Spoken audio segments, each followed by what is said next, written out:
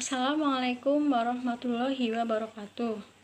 Perkenalkan, nama saya Iti Sulandari. Saya kelas TIDKC dengan NPM 18.02.02.068. Pada kali ini, saya akan menjelaskan tentang use case diagram. Perlu diketahui bahwa use case diagram merupakan salah satu diagram yang ada pada UML, yang fungsinya adalah untuk memodelkan proses bisnis. Saya akan menjelaskan mulai dari apa itu use case diagram secara definisi, seperti apa bentuk simbol-simbol yang digunakan, dan bagaimana contoh penerapannya dalam rancangan sistem. Oke teman-teman, kita langsung saja ke definisi use case ya. Use case diagram adalah pemodelan untuk menggambarkan kelakuan sistem yang akan dibuat. Use case diagram menggambarkan sebuah interaksi antara satu atau lebih aktor dengan sistem yang akan dibuat. Secara sederhana, diagram use case digunakan untuk memahami fungsi apa saja yang ada di dalam sebuah sistem dan siapa saja yang dapat menggunakan fungsi tersebut.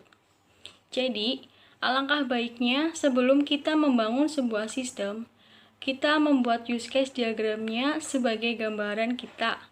Aktornya siapa saja, kemudian aktor tersebut dapat fasilitas apa saja dari sistem yang akan kita buat. Nah, sekarang kita masuk ke bentuk simbol-simbol yang digunakan dalam use case diagram. Yang pertama adalah sistem. Simbol sistem ini dimaksudkan untuk menyatakan adanya batasan antara use case dan aktor. Silakan teman-teman perhatikan pada gambar ini. Simbol use case tergabung dalam satu sistem, sedangkan aktor berada di luar sistem. Artinya, aktor bukan bagian dari sistem, namun sangat berpengaruh terhadap sistem. Nah, kita bisa lihat bahwa sistem itu seperti kotak persegi panjang. Kemudian, simbol yang kedua adalah aktor. Aktor adalah user yang menggunakan sistem. Kalau kita lihat dari gambar, bentuk aktor seperti manusia yang ada kepala, tubuh, tangan, dan kaki.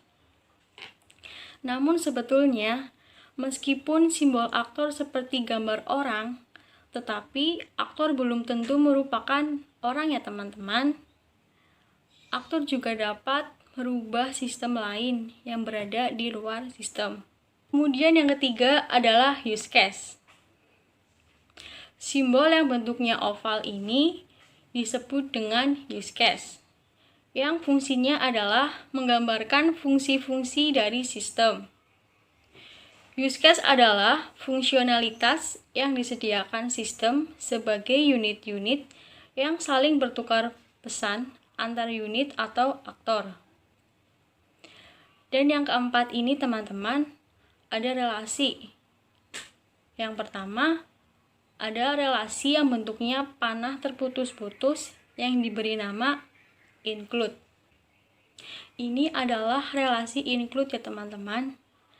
Relasi ini merupakan relasi use case tambahan ke sebuah use case lainnya, di mana use case yang ditambahkan membutuhkan use case tersebut untuk menjalankan fungsinya atau sebagai syarat dijalankan use case tersebut. Nah, yang kedua, relasi yang sangat mirip dengan include. Ini namanya extend.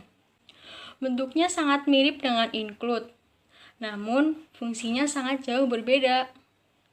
Simbol extend merupakan relasi use case tambahan ke simbol use case lainnya, di mana use case yang ditambahkan dapat berdiri sendiri meski tanpa use case tambahan itu. Selain dari nama dan fungsinya, perbedaan antara include dan extend juga terdapat pada bentuk panahnya. Panah untuk relasi include mengarah pada use case yang dipakai, sedangkan relasi extend panahnya mengarah pada use case yang ditambahkan. Oke, selanjutnya ada simbol yang hanya garis lurus Kemudian ada tanda panah di ujungnya. Ini dinamakan generalisasi. Simbol generalisasi merupakan hubungan generalisasi dan spesialisasi umum khusus antara dua buah use case, di mana fungsi yang satu merupakan fungsi yang lebih umum dari yang lainnya. Oke, dan yang terakhir, ini namanya asosiasi. Simbol asosiasi ini merupakan komunikasi antara aktor dan use case yang berpartisipasi pada use case diagram atau use case yang memiliki interaksi dengan aktor. Asosiasi merupakan simbol yang digunakan untuk menghubungkan link antar elemen. Oke teman-teman, penggunaan simbol-simbol use case diagram ini teman-teman bisa lihat pada contoh yang akan sebentar lagi kita akan sampai ke sana. Nah, langkah-langkah yang perlu kita lakukan untuk membuat use case diagram, yang pertama adalah pendefinisian aktor. Kemudian, yang kedua yaitu pendefinisian use case. Yang ketiga, pembuatan use case skenario. Dan yang terakhir, baru kita buat use case diagramnya. Baik, saya akan jelaskan tentang langkah-langkah cara membuat use case tadi. Yang pertama yaitu apa maksudnya pendefinisian aktor, yaitu adalah mendefinisikan aktornya siapa saja, atau mungkin ada 2 atau 3. Yang kedua itu ada pendefinisian use case, berarti simbol-simbolnya itu apa aja. Terus yang ketiga, pembuatan use case skenario. Maksudnya itu menjelaskan tentang alur jalannya proses use case dari sisi aktor dan sistem. Format skenario pada use case biasanya itu kayak meliputi nama aktornya siapa, terus reaksi sistemnya bagaimana. Dan yang terakhir baru bisa kita membuat use case diagram. Selanjutnya akan saya bahas contoh penyelesaian studi kasus dengan use case diagram. Studi kasus yaitu pada perpustakaan SMA Negeri 1 Sampang.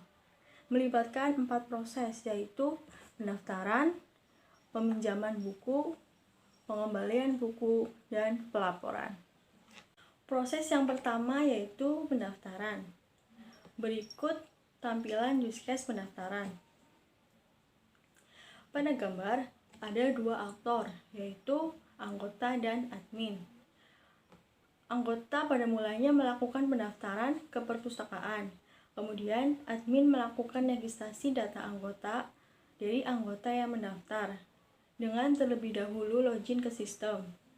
Setelah didaftarkan oleh admin, anggota baru bisa menerima kartu anggota. Proses yang kedua yaitu peminjaman buku. Berikut tampilan use case peminjaman buku. Pada gambar juga ada 2 aktor, yaitu anggota dan admin. Anggota datang ke perpustakaan dan mencari buku yang dipinjam. Kemudian adminnya login ke sistem untuk memberikan info dan status buku yang dicari. Setelah itu, admin memberikan buku yang dipinjam apabila ada. Lalu, admin akan mencetak bukti peminjamannya dan diserahkan kepada anggota. Sehingga, anggota akan mendapatkan buku yang dicari dan menerima bukti peminjaman. Proses yang ketiga yaitu pengembalian buku. Berikut tampilan use case pengembalian buku. Ada 2 aktor yaitu anggota dan admin. Anggota berniat melakukan pengembalian buku ke perpustakaan, kemudian menyerahkan bukti peminjaman buku kepada admin. Admin akan login ke sistem dan memeriksa keterlambatan buku. Adminnya membuat laporan untuk pengembalian buku, apakah ada keterlambatan atau tidak akan dicatat di sistemnya. Dan yang terakhir adalah proses pelaporan. Berikut tampilan use case pelaporan. Pada use case pelaporan ada 2 aktor yaitu kepala perpus dan admin. Admin membuat laporan peminjaman, pengembalian, dan sanksi keterlambatan yang terlebih dahulu login ke sistem. Kemudian laporannya dicetak dan diserahkan kepada kepala perpus. Sehingga kepala perpus akan menerima laporan peminjaman, pengembalian, dan sanksi keterlambatan. Oke teman-teman, itu adalah pengetahuan seputar use case. Semoga ilmunya bermanfaat ya. Cukup sekian dari saya. Apabila ada tutur kata saya mohon maaf. Assalamualaikum warahmatullahi wabarakatuh.